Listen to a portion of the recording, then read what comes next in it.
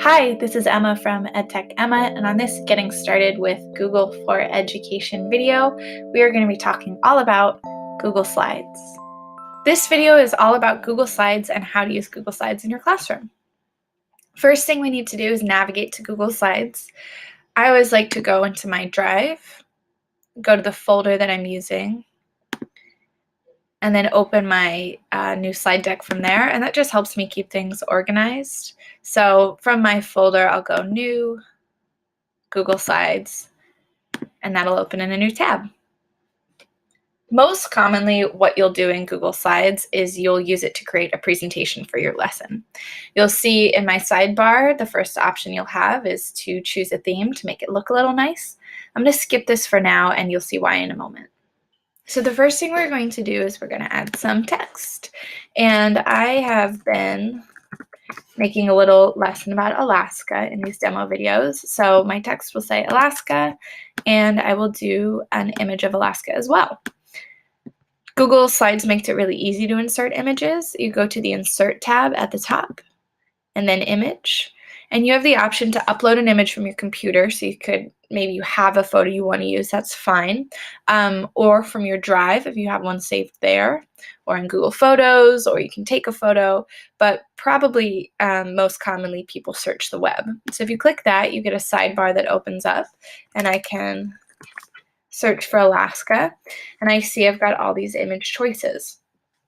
Once again, this sidebar where you're doing an image search will only show you copyright-free images or images labeled for reuse, so you might not get as robust an option as you would on a regular Google search, but you also don't have to worry about copyright infringements. So this looks like a great image.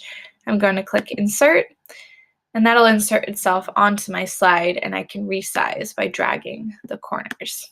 Now, at this point, as a teacher, I would spend way too much time reformatting each of my slides to make them look nice.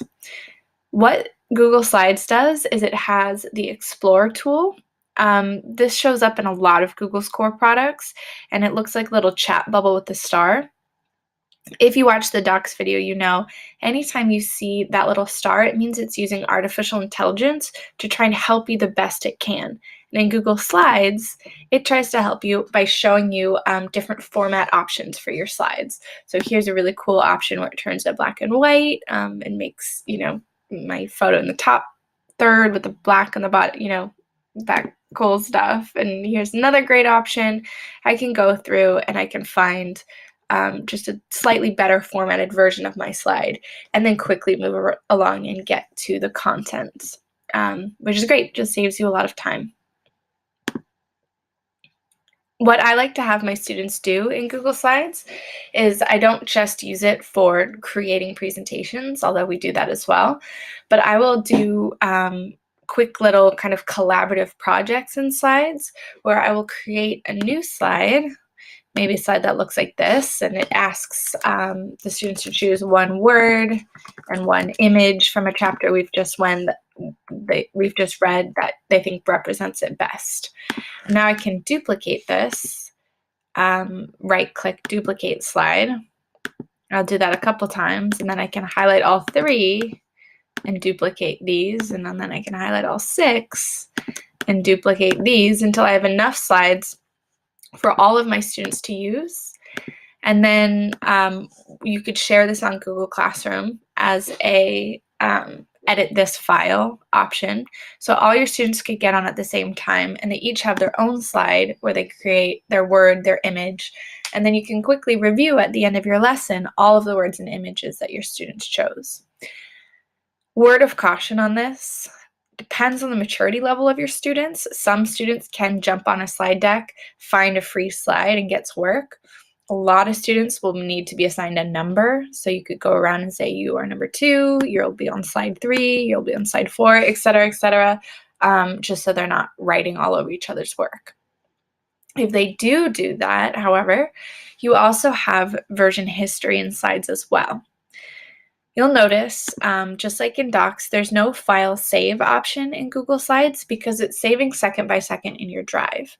it also records a history of these saves in version history. So where it said all changes saved in Drive, I can now see a little history of all these different changes I made to my slides since I started working on them. If you had all your students on one slide deck, you would see each of their names and a different color icon. So if there were some funny business with students deleting each other's work or adding, inappropriate images to each other's work, you can go into version history and you can see who did what where on the slides.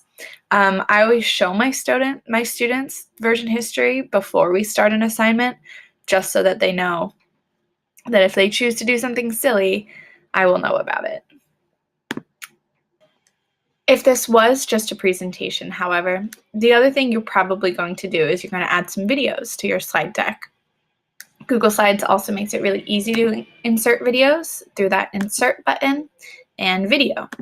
You'll see a couple of options. You can paste a URL in, you could search for video in your Drive, but the best thing to do, in my opinion, is just search right into YouTube for the video you're looking for. This does an actual YouTube search right into your browser, and you come up with a bunch of options for videos. So let's say I want to use this National Geographic documentary. I can click select, and it will insert that right into my slide deck. I can resize once again, and then you'll see if I click present, I can now play this video from my slides.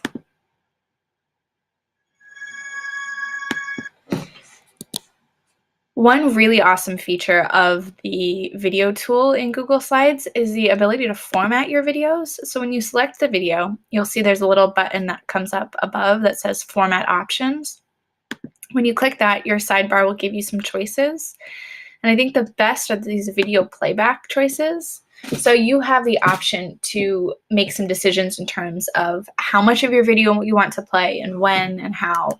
So let's say this 55-minute documentary, I don't want to watch the whole thing of. There's just a clip at 5 minutes, and I want it to go from 5 minutes to 5:31. I just want to do 30 seconds of this video.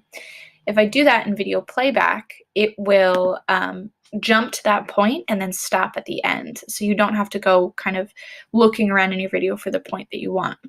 You can also set it to autoplay, so when you click to the next slide, it will start automatically, and you can mute the audio as well. So if you just want the image appearing in the background, you can do that. So let's give those a try. We've got our formatting options.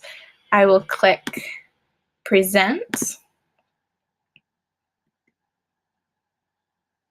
And now we see it's muted, and I have my video playing on autoplay, and it should stop at 5:31. Cool.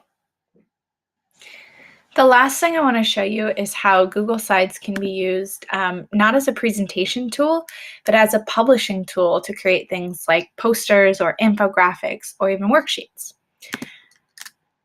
It has a lot more kind of functionality in terms of graphic design and in terms of inserting text boxes, be able to drag things around, being able to change the colors of text boxes and those kind of things, which is why I suggest using Google Slides for any publishing needs rather than something like Google Docs. And the only thing you need to know to use this as a publishing tool is you need to change the layout of the slide. It defaults into a presentation layout, so kind of a long rectangular layout. But by going to File, Page Setup, it's all the way near the bottom, you'll see that you have a drop-down menu. All of these standard options are all presentation modes, but if you click Custom and you type in the dimensions of a piece of printer paper, so in the US it's 8.5 by 11, and click Apply, you'll now see your slides reformat to what looks like a piece of paper. I can now reformat this to make it look like a poster or a worksheet or however I want to format it.